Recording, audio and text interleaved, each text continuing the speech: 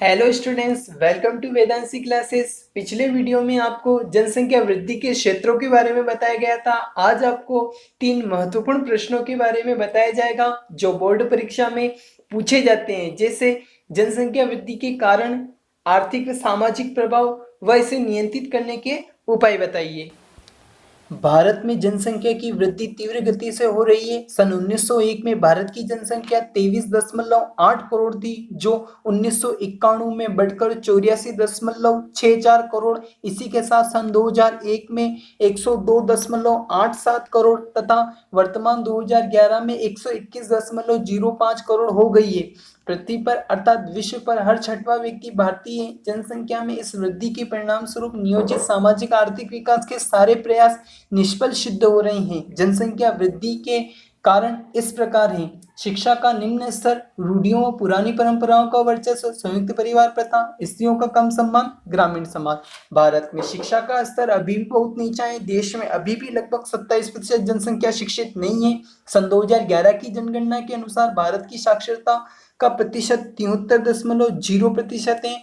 स्त्रियों का साक्षरता अनुपात पुरुषों की अपेक्षा बहुत कम है। भारत में अधिकतर लोग रूढ़ियों तथा पुरानी परंपराओं से प्रभावित हैं। नए विचार अपनाने में इस प्रकार के लोगों को कठिनाई होती है। परंपराओं एवं रूढ़ियों के प्रभाव में जब लोग जन्म निरोध के नए उपाय नहीं अपनाते और बच्चे पैदा होने के विरुद्ध कोई प्रयास नहीं करते, तब जन्म दर ऊंचे स्तर की बने रहना स्वाभाविक है।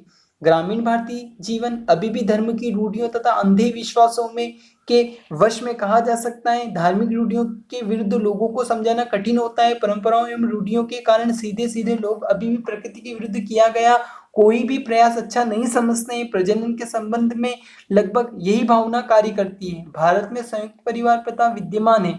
संयुक्त परिवार में पैदा होने वाले बच्चे के भरण पोषण का दायित्व माता पिता पर न होकर संपूर्ण परिवार पर होता है, अतः बच्चा पैदा होने के विरुद्ध कोई व्यवस्था नहीं होती है। संयुक्त परिवार प्रथा विवाह की आयु के कम होने को भी प्रोत्साहित करती है। समाज में स्त्रियों का कम सम्मान भी परिवार के बड़े आकार का कारण बनता है। समाज में स्त्रियों को बच्चा पैदा करने की मशीन समझ लिया जाता है तथा उसकी सुख सुविधाओं तथा उसके कल्याण पर कोई ध्यान नहीं दिया जाता है। भारतीय समाज अभी भी बहुत हद तक ग्रामीण समाज है। अन्य देशों की अपेक्षा यहाँ नगरीकरण कम हुआ है। सन 2011 की जनगणना के अनुसार देश की 68.84% जनसंख्या गांवों में तथा शेष 31.16% जनसंख्या नगरों में रहती है, जो बहुत कम है। गांवों में लोग सादा जीवन बिताते हैं, कृषि करते हैं, परंपराओं तथा रूढ़ियों में बंधे रहते हैं तथा संयुक्त परिवार से संबंध रहने के कारण कम आयु में ही विवाह कर लेते हैं। परिवार नियोजन की विधियों को अपनाने में कोई रुचि नहीं दिखाते हैं।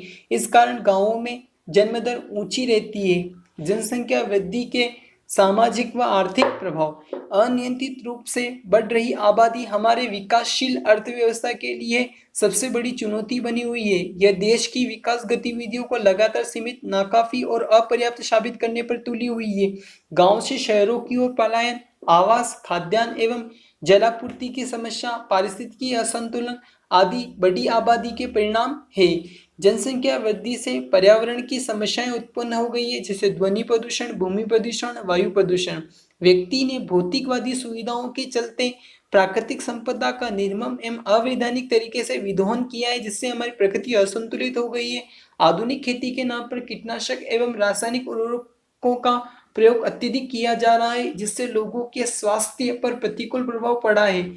आवासीय समस्या हल करने के लिए कृषि योग्य भूमि पर मकानों का निर्माण अव्यवस्थित रूप से किया गया है। यदि यही स्थिति रही तो कुछ समय पश्चात खाद्यान्न की समस्या अपना विकराल रूप धारण कर लेगी। अनेक पशु पक्षियों एवं वन्य जीवों का अस्तित्व ही खतरे में हो गया है, जो कि हमारे पर्यावरण को संतुलित करने में बहुत अधिक सहायक होते थे। देश में उपलब्ध जल का लगभग 70% भाग प्रदूषित जल की श्रेणी में आ गया है और इसमें भी 30% विषाक्तता के स्तर पर पहुंच चुका है, जो संक्रामक रोगों को फैलाने में बहुत सहायक होता है। इससे 15 लाख बच्चों की प्रतिवर्ष मृत्यु हो जाती है। जल का स्तर 2 गुना तथा कहीं कहीं 3 गुना तक नीचे चला गया है। यदि जनसंख्या वृद्धि की यही गति रही तो भविष्य में जल की समस्या विकराल रूप धारण कर सकती है। लोगों द्वारा अनेक जगहों पर पर्यटन स्थल विकसित करने से लोग उन जगहों पर एकत्रित होते हैं और गंदगी एवं कूड़ा करकट फैलाकर प्रकृति के साथ छेड़छाड़ करते हैं, जिससे अनेक औषधि युक्त पौधे भी विलुप्त होने के कगार पर हैं। प्रकृति के साथ अनावश्यक छेड़छाड़ करने से प्रत्यक्ष या परोक्ष रूप से मौसम परिवर्तन, समुद्र व जीव जंतुओं पर प्रतिकूल प्रभाव पड़ा है तथा तापमान में वृद्धि होकर बर्फ सामान्य रूप से अधिक मात्रा में पिघलने लगी है। इसी के साथ कार्बन डाइऑक्साइड जैसी ग्रीन हाउस प्रभाव वाली गैस की भी निरंतर बढ़ रही है, जो मानव के जीवन पर प्रतिकूल प्रभाव डालती है। वनों के कटाव से कुछ क्षेत्रों में लगातार सूखा एवं कुछ क्षेत्रों में भयंकर बाढ़ की स्थिति बन जाती है। सूखा पड़ने से वनों में प्राय आगजनी की घटनाएं देखने व सुनने को मिलती है। अधिक मात्रा में वाहनों का प्रयोग होने लगा है, जिससे दुर्घटनाएं व वाहनों से निकले धुएं से वायु प्रदूषण व ध्वनि प्रदूषण निरंतर बढ़ता जा रहा है, जो मानव के स्वास्थ्य पर प्रतिकूल प्रभाव डालता है। सरकार विकास हेतु बनाई गई योजनाओं को लागू नहीं कर पाती क्योंकि वह धन अन्य विकास कार्यक्रमों पर खर्च हो जाता है। अधिकतर लोग कुपोषण का शिकार हो रहे हैं। आए दिन भूख से मरने की घटनाएं देखने और सुनने को मिलती है। देश का आर्थिक विकास एवं आर्थिक वृद्धि अवरुद्ध हो रही है। समाज में झगड़े, जातिवाद, धर्मवाद, क्षेत्रवाद आदि को प्रोत्साहन मिलने से कानून व्यवस्था भी प्रभावित हो रही है। बेरोजगारी की समस्या का सामना भी लोगों को करना पड़ रहा है। जानलेवा बीमारियां जैसे एड्स, यौन रोग, पोलियो, खसरा, चेचक आदि के संक्रमण का खतरा भी बढ़ रहा है। जनसंख्या वृद्धि को नियंत्रित करने के उपाय: विवाह की आयु में वृद्धि, उत्पादन में वृद्धि, परिवार कल्याण कार्यक्रमों का विस्तार, शिक्षा।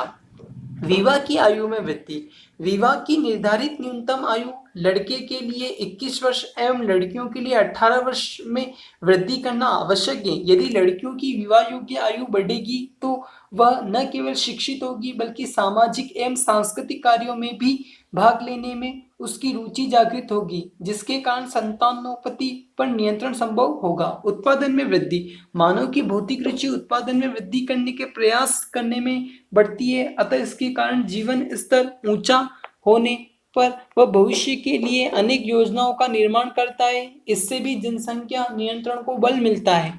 परिवार कल्याण कार्यक्रमों का विस्तार: राष्ट्रीय एवं अंतर्राष्ट्रीय स्तर पर सरकारी एवं गैर सरकारी संस्थानों द्वारा इस क्षेत्र में जन जागरण अभियान चलाकर इस संबंध में आम जन को अधिकाधिक जोड़ने का प्रयास करना चाहिए। शिक्षा: शिक्षा द्वारा सामाजिक सांस्कृतिक समस्याओं का हल निकाला जा सकता है, अतः परिवार कल्याण कार्यक्रमों की उचित क्रियान्विति के लिए अधिकाधिक जनसंख्या को शिक्षित करना अति आवश्यक है, ताकि उनको छोटे परिवार का महत्व समझाया जा सके।